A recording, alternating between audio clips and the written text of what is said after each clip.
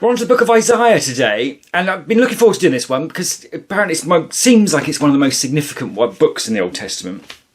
It's certainly quite big, so it's actually a lot longer than the few we've been doing of late. The context for this is a little bit difficult, though, because we have to go back several books, because Isaiah was a prophet during the time of some of the middle kings of Judah. So we're hundreds of years later, and we've read quite a lot of books since we covered Kings and Chronicles and that sort of thing. So it's difficult to remember the context of this. We have to be a little bit careful. But this guy seems quite prolific in the number of visions and bits he has that he relays from God. So he starts to talk about, starts off perhaps unsurprisingly, he seems to be relaying a message from God that everyone's a bunch of punks and they're rebellious and God's fed up of it. And among other things, God is fed of their meaningless sacrifices and says, I cannot hear your worthless assemblies. On face value, this seems almost like another drift away from this idea of sacrifice, but it's the meaningless sacrifices he's talking about. And then, worthless assemblies. So it seems to be sort of calling out the idea of the people who just go through the motions. Well, in this context. In modern context, I'm a Christian, I go to church on a Sunday, but a bit of a punk in the rest of the week.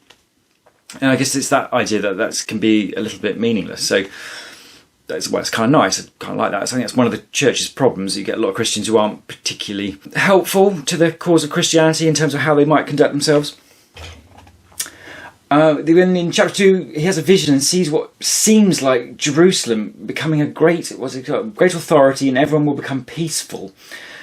It's not quite clear how this happens, but it sounds like there's some event's going to come along and then something will change, and then on the other side of that, Jerusalem will become okay.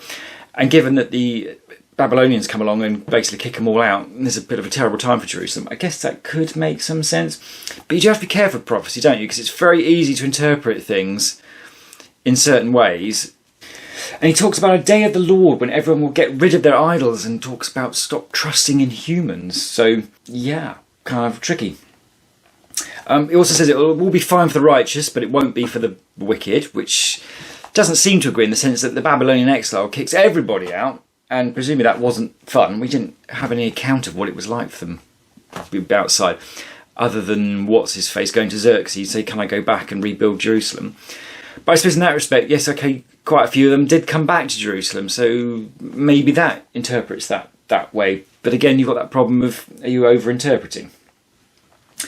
He has a shot at the women of Jerusalem, saying that they're very flirty and whatever you call it, flirty and attractive, and it's pretty terrible. And their punishment will be they will lose their nose rings and their hair. A nose ring, I can't help but think of a bull or something, so not particularly attractive, but I guess, of its time. Losing hair, yeah, definitely, okay, that's a bit weird. But there's no real context to this, it just moves on after that, so I don't quite know what to do with it. I don't know if there's some great report coming up, a bunch of women lose their hair and nose rings, but there we go. It sounds like there'll be some sort of sorting out anyway. The baddies are going to all get removed and the goodies are all going to be okay. Again, I go, could that be the mechanism of the Babylonian exile, kicking everybody out and then bringing a few back? Was it 40,000 came back to Jerusalem, something like that? Could do that, I suppose. That might account for it. He then has another vision of a 6-winged seraphim that comes to visit him and brings a hot coal and gets it and touches it on Isaiah's own lips. And what does he say? He says, your guilt is taken away and your sin atoned for. And then we move on. It sounds like an acid trip, doesn't it? It's just weird. Why do coals have to touch your lips? And that's some heavy theology there. Well, see if more context comes out as we keep going anyway. God says, via Isaiah again, be ever hearing but never understanding, which seems reasonable in the sense that how is anyone going to understand God? But it does in this context seems to be almost like some sort of short-term punishment or something like that. Don't quite know. Again, this whole thing just sort of moves on quite quickly to the next thing and just says something weird, then go on and say something else weird and completely unrelated to the previous weird. So it's quite difficult to keep up with.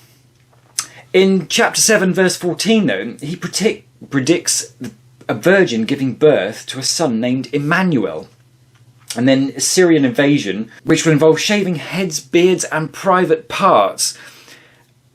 Great. How delightfully random.